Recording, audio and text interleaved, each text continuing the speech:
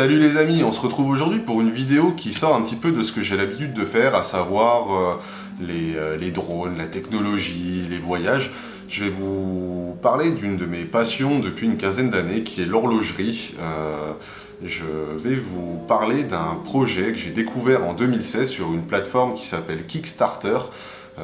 Projet qui a été présenté par un groupe de personnes issues de la haute horlogerie, de l'horlogerie, qui ont travaillé pour des marques relativement prestigieuses comme TAG Heuer, Parmigiani, Montblanc, ce genre de grosses marques.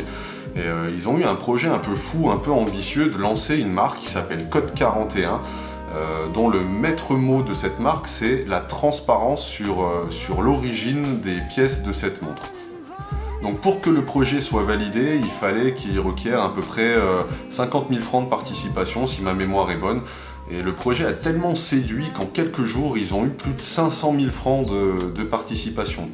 Donc pourquoi ce projet a séduit? Comme je vous l'ai dit juste avant, par la transparence. Aujourd'hui, en Suisse, on a beaucoup de monde qui revendique un label Swiss Made. Le label Swiss Made, c'est en gros, c'est qu'aujourd'hui une montre qui a ce label le mouvement doit être fabriqué à 50% en Suisse, doit être contrôlé en Suisse, la montre doit être assemblée en Suisse, le contrôle final doit être fait en Suisse.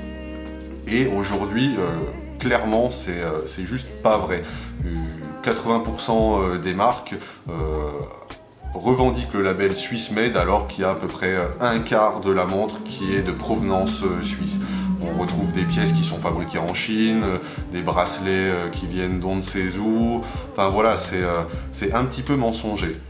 Et la marque Code 41 a lancé un label, le TTO, donc Total Transparency on Origin, et dans le lancement de la marque, ils expliquaient que la boîte serait fabriquée en Chine, que le mouvement serait soit un mouvement ETA, donc mouvement suisse, ou un mouvement Miyota, mouvement qui vient d'Asie, que le bracelet serait fabriqué à tel endroit, et ainsi de suite.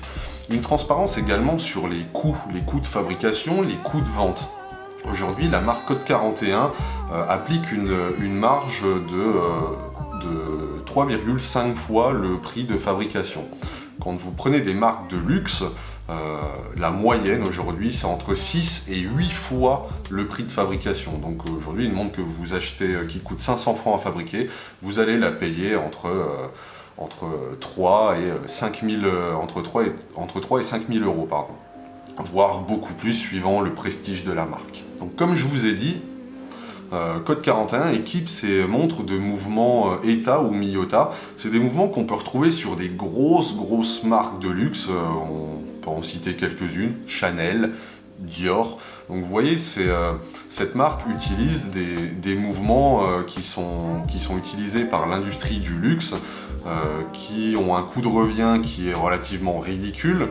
Un mouvement ETA peut coûter entre 30 et 200 euros suivant la complexité. Aujourd'hui, si vous prenez une montre qui a en complexité heure, minute, seconde, on est sur des mouvements qui coûtent à peu près une trentaine d'euros. Les mouvements ETA ou Miyota sont des mouvements qui sont super fiables, qui existent depuis des décennies, qui sont montés dans une multitude de montres, grand public, montres de luxe. Aujourd'hui, qu'est-ce qui fait qu'une montre Code 41 sort un peu du lot? Donc déjà, c'est pour la transparence de l'origine des produits, c'est pour la transparence du marketing. Et puis un truc qui est quand même relativement cool, c'est qu'ils ont une démarche qui est vraiment différente d'une marque horlogère qui va, elle, designer une montre, boum, la lancer sur le marché, et puis ça plaît pas, et voilà. Code 41 a fait un peu différemment. Sur les gens qui ont participé au Kickstarter, en fait, ils ont proposé plusieurs types de design, plusieurs types de bracelets, plusieurs types de cadrans. Et puis, donc, les membres qui ont participé au projet ont eu comme mission, entre guillemets, de valider par étapes tel type de boîte, tel type de cadran, tel type de bracelet. Ce qui fait qu'aujourd'hui, on se retrouve avec une montre qui plaît à un panel qui est relativement large de personnes. Et c'est ça qui fait un peu, je trouve, la force de ces montres, que ce soit l'anomalie 1 ou l'anomalie 2. Donc là, à mon poignet, j'ai l'anomalie 1. Et voilà, c'est des montres qui plaisent parce que c'est le public qui a choisi. Donc moi j'étais dans les 300 premières personnes qui ont participé à ce projet, ce qui m'a donné un statut de membre fondateur de la marque. C'est un petit clin d'œil pour les gens qui ont lancé le projet. Donc sur ma montre, sur le fond, je vous montrerai après, j'ai une petite gravure membre fondateur. Je trouve que c'est plutôt pas mal, c'est relativement sympa. Aujourd'hui, une Code 41, vous pouvez la customiser un peu comme vous voulez. Vous allez, là sur la mienne, j'ai une boîte en acier. Vous pouvez avoir une boîte en acier avec un revêtement PVD noir, avec un revêtement PVD marron. Vous pouvez avoir une boîte carbone. Bon là, le prix c'est quand même un peu plus cher parce que le coût de fabrication d'une boîte en carbone est relativement élevé. Vous pouvez avoir un bracelet acier, bracelet cuir, une boucle déployante, une boucle ardillon. Vous pouvez customiser vos montres comme vous en avez envie, et ça c'est vraiment sympa, et c'est vraiment la tendance même dans les grosses marques de luxe. Moi je travaille pour Vacheron Constantin, et si vous prenez l'exemple de l'Overseas 3, aujourd'hui quand vous achetez une Overseas 3, elle est fournie avec un bracelet acier et un bracelet cuir. Donc on est vraiment sur une envie de customiser son produit, customiser sa montre, et je trouve que l'orientation que Code 41 a pris directement en 2016 était déjà dans la tendance actuelle qu'utilisent les plus grosses marques du monde du luxe. Ce qui veut dire qu'aujourd'hui, vous pouvez avoir une montre à un prix qui est relativement correct.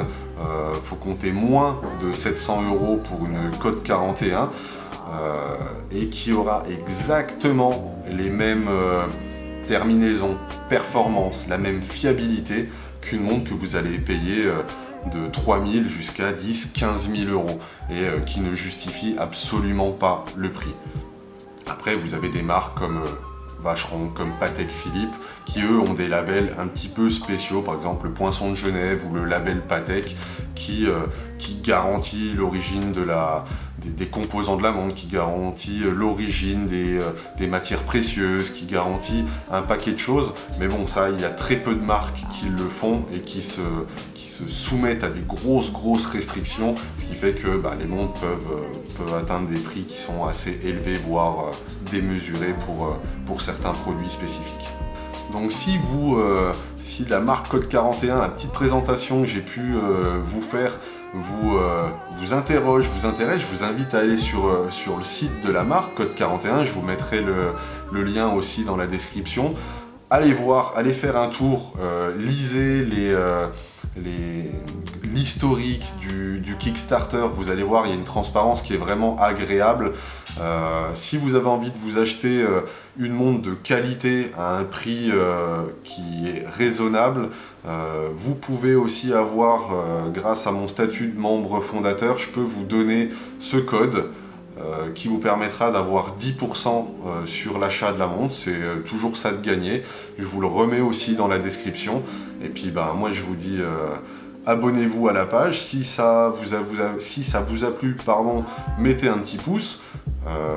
Abonnez-vous, mettez un pouce, abonnez-vous, mettez un pouce, mettez un commentaire, posez-moi des questions, n'hésitez pas, j'y répondrai avec plaisir. Et moi je vous dis à la prochaine pour de nouvelles aventures. Allez, salut!